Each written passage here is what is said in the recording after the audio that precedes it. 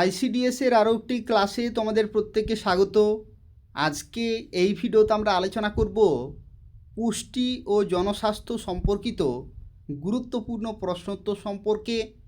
তো তোমরা যারা আইসিডিএস কর্মী ও সহায়িকার পরীক্ষার জন্য প্রস্তুতি নিচ্ছ তারা এই ক্লাসটি ভালো করে দেখো, এবং যতগুলি ক্লাস এই চ্যানেলে হচ্ছে প্রত্যেকটি ক্লাস তোমরা খুব ভালোভাবে দেখবে, বারবার প্র্যাকটিস করবে, তাহলেই পরীক্ষাতে 70+ নম্বর তোমরা তুলতে পারবে। প্রত্যেকেই তুলতে পারবে 70+ নম্বর। তো সেক্ষেত্রে বারবার প্র্যাকটিস করবে, রেগুলারলি ক্লাসগুলি করবে। প্রত্যেকেই ভিডিওটি লাইক করে দেবে আর শেয়ার করে দেবে। দেখো, প্রথম প্রশ্নে বলা হচ্ছে দেহের শক্তি উৎপাদনের প্রধান উৎস কোনটি? অর্থাৎ এই চারটির মধ্যে কোনটিতে শক্তি উৎপন্ন হয়? এই প্রশ্নের সঠিক উত্তর হয়ে যাবে শর্করা বা কার্বোহাইড্রেট। শর্করা বা কার্বোহাইড্রেট জাতীয় খাদ্য যদি আমরা খাই বা যদি আমরা গ্রহণ করি তাহলে শরীরে তৎক্ষণাৎ শক্তি উৎপাদন হয়। পরবর্তী প্রশ্ন, ভিটামিন এর অভাবে নিচের কোন রোগটি হয়? এটা আশা করি তোমরা প্রত্যেকেই পারবে। দেখো, ভিটামিন এর অভাবে চোখের সমস্যা হয়।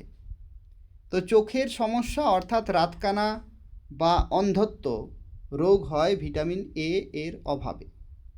এখানে আরও একটি প্রশ্ন মনে রাখবে, ভিটামিন এ কোন খাদ্যে পাওয়া যায় প্রচুর পরিমাণে? তো ভিটামিন এ পাওয়া যায় পালং শাক এবং গাজর। আগের ক্লাসে আমি তোমাদের বলেছিলাম যে পালং শাক এবং গাজরে প্রচুর পরিমাণে ভিটামিন এ পাওয়া যায়। যাদের চোখের সমস্যা রয়েছে তারা পালং শাক, গাজর এগুলো প্রচুর পরিমাণে খেতে পারো, অনেক সমস্যা কিন্তু দূর হয়ে যাবে চোখের ক্ষেত্রে। নিচের কোনটি জলে দ্রবণীয় ভিটামিন? তো দেখো, দুই ধরনের ভিটামিন আছে, একটা হচ্ছে জলে দ্রবণীয় আর একটা হচ্ছে তেলে দ্রবণীয়, তেলে বা ফ্যাটে। তো A, D, E, K, vitamin A, vitamin D, vitamin E এবং ভিটামিন কে এগুলো হচ্ছে তেলে বা ফ্যাটে দ্রবণীয়। তাহলে জলে দ্রবণীয় কোনটি? জলে দ্রবণীয় হচ্ছে ভিটামিন সি। ঠিক আছে, ভিটামিন সি হচ্ছে এখানে কারেক্ট আনসার। পরবর্তী প্রশ্ন, কোন ভিটামিন রক্ত জমাট বাঁধতে সাহায্য করে? কোন ভিটামিন রক্ত জমাট বাঁধতে সাহায্য করে? Vitamin K. ভিটামিন কে হবে এখানে কারেক্ট আনসার। এগুলো কিন্তু মনে রাখতেই হবে। পরের প্রশ্ন, স্কারভি রোগ কোন ভিটামিনের অভাবে হয়? এটাও আশা করি প্রত্যেকেই পারবে। এটার কারেক্ট আনসার হয়ে যাবে ভিটামিন সি। ভিটামিন সি এর অভাবে স্কারভি রোগ হয়। ভেরি ভেরি ইম্পর্ট্যান্ট একটি কোশ্চেন। পরবর্তী প্রশ্ন, মানবদেহের হাড় ও দাঁত মজবুত করতে কোন খনিজ উপাদানটি সবচেয়ে জরুরি? তোমরা জেনেছো অবশ্যই যে কোন ভিটামিন হাড় এবং দাঁত মজবুত করতে সাহায্য করে। যদি ভিটামিন বলা হয় তাহলে ভিটামিন ডি। ঠিক আছে, ভিটামিন ডি হাড় এবং দাঁত মজবুত করতে সাহায্য করে। কিন্তু এখানে কি বলেছে, কোন খনিজ উপাদানটি? কোন খনিজ উপাদানটি? এটার কারেক্ট আনসার হয়ে যাবে ক্যালসিয়াম। ক্যালসিয়াম হাড় এবং দাঁত শক্ত করতে সাহায্য করে। পরের প্রশ্নে বলা হচ্ছে আয়োডিনের অভাবে মানবদেহে কোন রোগ হয়? আয়োডিনের অভাবে কি হবে কারেক্ট আনসার? কারেক্ট আনসার হয়ে যাবে গয়টার। গয়টার বা গলগণ্ড। গয়টার বা গলগণ্ড। এই যে ইংলিশে লেখা আছে গয়টার, এটাও অনেক সময় কিন্তু গয়টার বাংলাতে লেখা থাকে। ঠিক আছে, একটু মনে রাখবে গয়টার বা গলগণ্ড। পরের প্রশ্নে বলা হচ্ছে 1 গ্রাম ফ্যাট বা স্নেহ পদার্থ থেকে কত কিলোক্যালোরি শক্তি পাওয়া যায়? Very very important. 1 গ্রাম ফ্যাট বা স্নেহ পদার্থ থেকে কত কিলোক্যালোরি শক্তি পাওয়া যায়? এটার কারেক্ট আনসার হয়ে যাবে 9.3 কিলোক্যালোরি। 9.3 kilo calorie. পরের প্রশ্ন, শিশুদের যে রিকেট রোগ সেটি কোন ভিটামিনের অভাবে হয়? এটা আশা করি প্রত্যেকেই পারবে। রিকেট রোগ কোন ভিটামিনের অভাবে? ভিটামিন ডি এর অভাবে রিকেট রোগ। এই প্রশ্নটা কিন্তু ঘুরিয়েও আসে যে ভিটামিন ডি এর অভাবে কোন রোগ হয়, তো তখন হবে রিকেট। পরের প্রশ্ন, নিচের কোন খাদ্যে প্রোটিনের পরিমাণ সবচেয়ে বেশি থাকে? কে পারবে? মিড ডে মিলে এই জন্য প্রচুর পরিমাণে দেয়া হয় এই খাবার, যদিও সস্তায় কিন্তু উপকারী। নিচের কোন খাদ্যে প্রোটিনের পরিমাণ সবচেয়ে বেশি থাকে? সয়াবিন। সয়াবিন সস্তায় পাওয়া যায়, কিন্তু এতে প্রচুর পরিমাণে প্রোটিন থাকে, যা শিশুদের জন্য খুবই দরকারি। সেই জন্য দেখবে মিড ডে মিলে প্রচুর সয়াবিন কিন্তু দেয়া হয়, খুব সহজে পাওয়া যায়, সস্তায়, কিন্তু এটা উপকারী। পরবর্তী প্রশ্ন, দুধে কোন ধরনের শর্করা পাওয়া যায়? কোন ধরনের শর্করা? কে পারবে? দুধে কোন ধরনের শর্করা পাওয়া যায়? দুধে পাওয়া যায় lactose.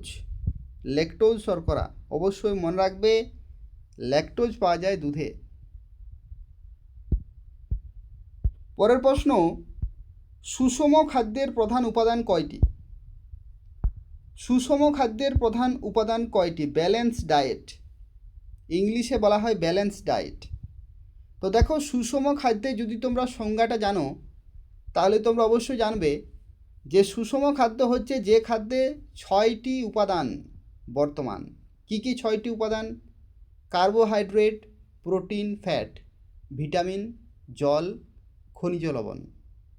Carbohydrate, protein, fat, vitamin, জল, খনিজ লবণ। এই যে 6টি উপাদান যে খাদ্যে বর্তমান তাকে বলা হয় সুষম খাদ্য। তাহলে কটা উপাদান আছে? 6টি।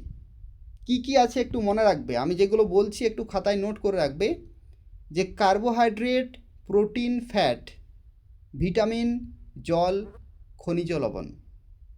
কার্বোহাইড্রেট, প্রোটিন, ফ্যাট, ভিটামিন, জল, খনিজ লবণ। এই 6টি উপাদান যে খাদ্যে থাকে তাকে বলা হয় সুষম খাদ্য। সুষম খাদ্যের উদাহরণ কি? দুধ। পরবর্তী প্রশ্ন, অ্যানিমিয়া বা রক্তাল্পতা প্রধানত কিসের অভাবে হয়? অ্যানিমিয়া বা রক্তাল্পতা প্রধানত কিসের অভাবে হয়? এটার কারেক্ট আনসার হয়ে যাবে আয়রন। আয়রন বা লৌহ। পরের প্রশ্ন, প্রোটিনের অভাবে শিশুদের কোন রোগ হয়? প্রোটিনের অভাবে শিশুদের কোন রোগ হয়? এটার কারেক্ট আনসার হবে ম্যারাসমাস ও কোয়াশিওরকর। প্রোটিনের অভাবে কিন্তু হয়। প্রোটিনের যখন প্রচুর অভাব হয় শরীরে বাচ্চাদের, তখন কিন্তু এই রোগ হয়, ম্যারাসমাস ও কোয়াশিওরকর। পরের প্রশ্ন, সূর্যালোক থেকে মানবদেহ কোন ভিটামিন সংশ্লেষ করতে পারে? অর্থাৎ কোন ভিটামিন সূর্যালোকের দ্বারা মানব শরীরে সংশ্লেষিত হয়? Vitamin D. ভিটামিন ডি হবে এখানে কারেক্ট আনসার।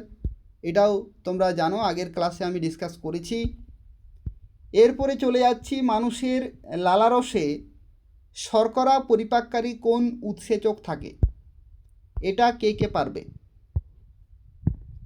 মানুষের লালারসে অর্থাৎ স্যালাইভা শর্করা পরিপাককারী কোন উৎসেচক বা এনজাইম থাকে?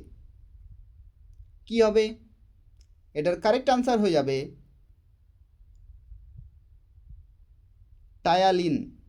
ঠিক আছে, টায়ালিন হবে এখানে কারেক্ট আনসার। মানুষের লালারসে শর্করা পরিপাককারী কোন উৎসেচক থাকে? সেটা হচ্ছে টায়ালিন। পরের প্রশ্ন, নিচের কোন স্নেহ পদার্থে ফ্যাট দ্রবণীয় ভিটামিন নয়? নিচের কোনটি স্নেহ পদার্থে দ্রবণীয় ভিটামিন নয়? অর্থাৎ এখানে কি বলা হচ্ছে যে নিচের কোনটি ফ্যাটে দ্রবণীয় ভিটামিন নয়? ফ্যাটে দ্রবণীয় ভিটামিন নয়, এ ডি ই কে। তাহলে কোনটা হবে? Vitamin B complex. Vitamin B complex হবে এখানে কারেক্ট আনসার।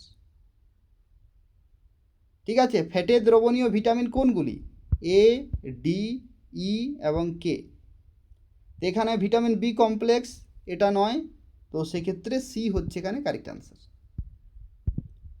পরের প্রশ্ন দেখো, এই প্রশ্নটি খুবই গুরুত্বপূর্ণ রয়েছে তোমাদের পরীক্ষার জন্য। গর্ভাবস্থায় ভ্রূণের মস্তিষ্ক ও স্নায়ুতন্ত্রের বিকাশের জন্য কোন ভিটামিন অত্যন্ত জরুরি? গর্ভাবস্থায় ভ্রূণের মস্তিষ্ক ও স্নায়ুতন্ত্রের বিকাশের জন্য কোন ভিটামিন অত্যন্ত জরুরি? এটার কারেক্ট আনসার কি হবে? কারা কারা পারবে? এটার কারেক্ট আনসার হয়ে যাবে ফলিক অ্যাসিড। এই যে ফলিক অ্যাসিড, এটা আসলেই ভিটামিন B9, অর্থাৎ ভিটামিন বি কমপ্লেক্সের মধ্যেই পড়ছে। ঠিক আছে, ভিটামিন B9ই হচ্ছে ফলিক অ্যাসিড, যেটা গর্ভাবস্থায় ভ্রূণের যে মস্তিষ্ক এবং স্নায়ুতন্ত্রের যে বিকাশ তার জন্য কাজে লাগে। অত্যন্ত জরুরি একটি, যাকে বলা হয় ওষুধ বা ভিটামিন, ফলিক অ্যাসিড। পরবর্তী প্রশ্ন, মানবদেহে প্রোটিন পরিপাক কোথায় শুরু হয়? এটাও খুবই গুরুত্বপূর্ণ প্রশ্ন। প্রোটিন পরিপাক কোথায় শুরু হয়? মুখগহ্বরে, গ্রাসনালী, পাকস্থলী নাকি ক্ষুদ্রান্ত্রে? এর কারেক্ট আনসার কি হবে? পাকস্থলীতে। পাকস্থলীতে প্রোটিন পরিপাক শুরু হয়। এরপর দেখো পরবর্তী 20 নম্বর প্রশ্নে বলা হচ্ছে কোন ভিটামিনকে অ্যান্টিঅক্সিডেন্ট ভিটামিন বলা হয়? অ্যান্টিঅক্সিডেন্ট ভিটামিন বলা হয় কোন ভিটামিনকে? এটার কারেক্ট আনসার হয়ে যাবে ভিটামিন ই।